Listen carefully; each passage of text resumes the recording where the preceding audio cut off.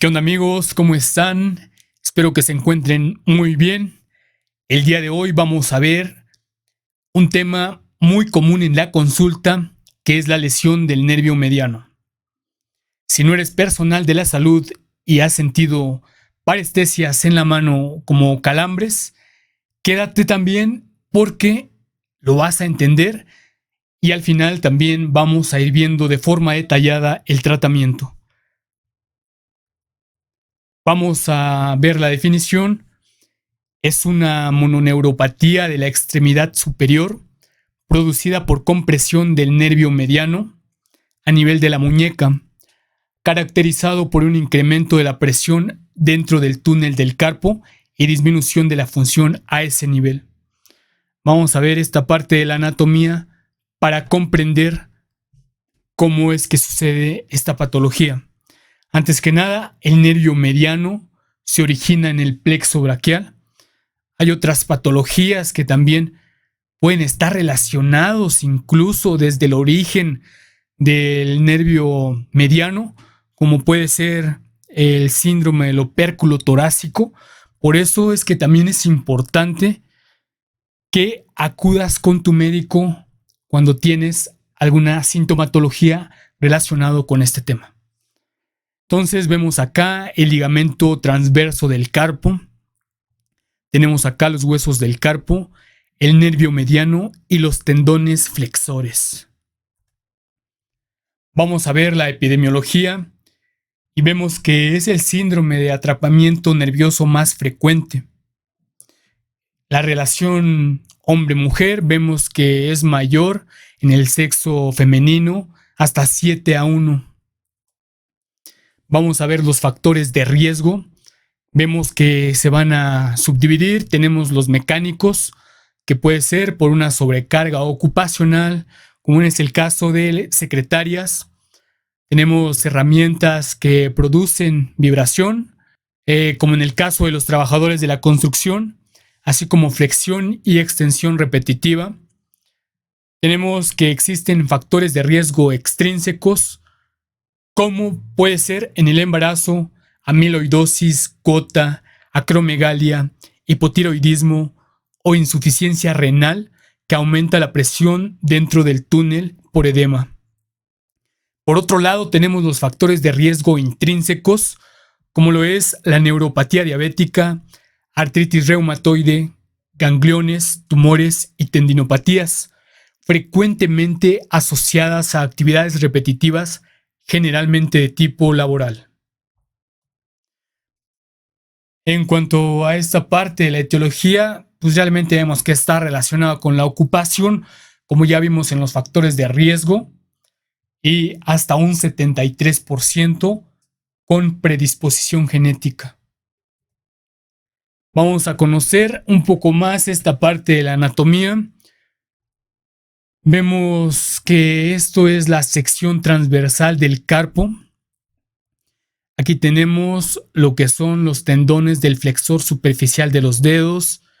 Tenemos el nervio ulnar, la arteria ulnar, el tendón del palmar largo.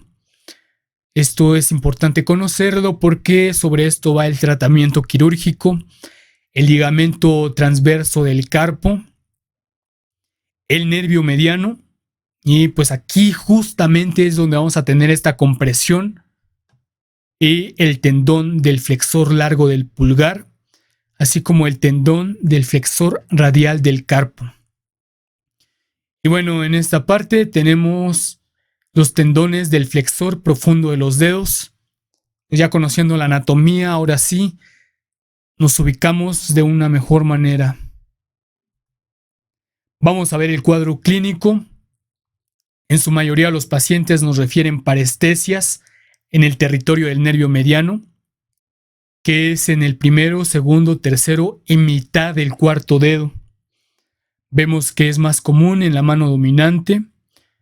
Se va a presentar atrofia de eminencia tenar en casos avanzados, debilidad difusa en el pinzamiento, dolor, una sensación disminuida, así como el signo de Flick, que los síntomas empeoran en la noche y mejoran agitando la mano.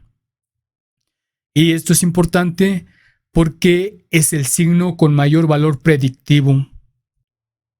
Aquí les puse pues esta imagen como para que veamos cuál es el área inervada por el nervio mediano. Pues vemos que es muy representativo. Ahora vamos a ver el diagnóstico y el estándar de oro es clínico. Tenemos la prueba de Palen. Aquí lo tenemos en esta imagen y es la flexión máxima de la muñeca por 1 minuto. Vemos que es positiva si se producen parestesias en el territorio del nervio mediano, que ya vimos en la imagen. También tenemos el signo de Tinel, que es la percusión sobre la zona comprimida.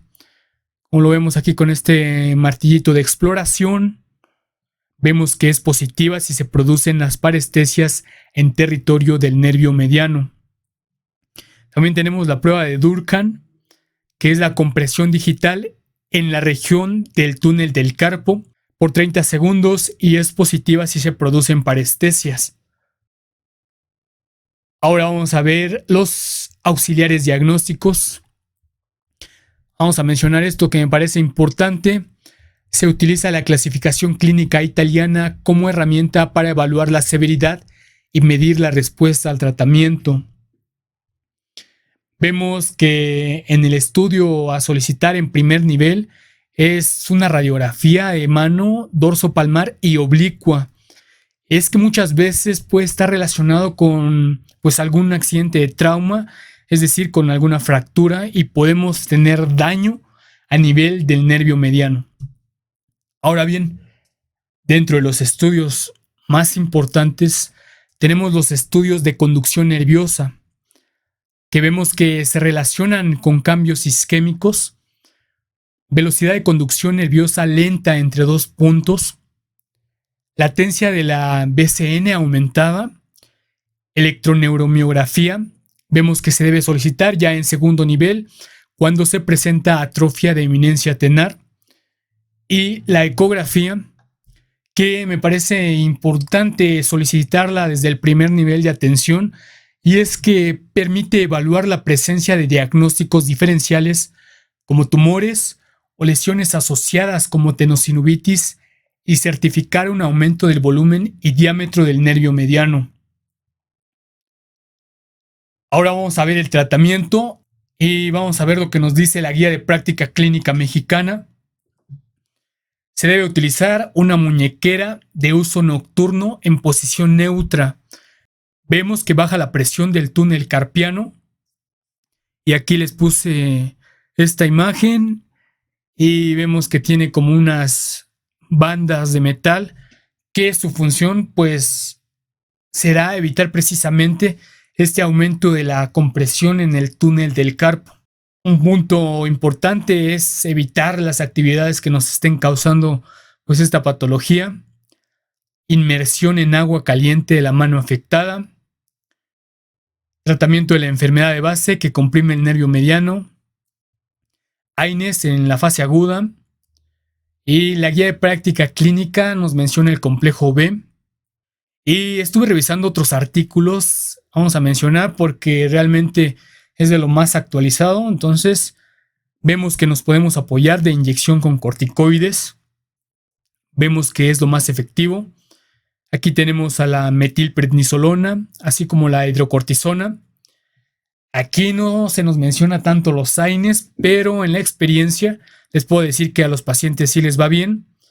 Y lo que se nos menciona actualmente es que el complejo B es inefectivo. Pues finalmente, también otra de las piedras angulares es la fisioterapia y la electroterapia. Vamos a ver el tratamiento quirúrgico. Vemos que va a ser el tratamiento permanente y definitivo. Está indicado si no hay resolución de la sintomatología. La base principal es la resección quirúrgica del ligamento volar transverso del carpo. El pronóstico. Vemos que la afección de la eminencia tenar es de mal pronóstico. Esto no es para generalizarlo porque sí he visto pacientes que han tenido mejoría con el tratamiento conservador y vemos que la recuperación posoperatoria depende de la afectación del nervio mediano previo a la cirugía. Y bueno, amigos, esto sería todo. A modo de conclusión, es una de las patologías más comunes, tanto en la medicina familiar, en ortopedia. Ya saben, si el video les gustó, suscríbanse al canal y nos vemos con el siguiente tema.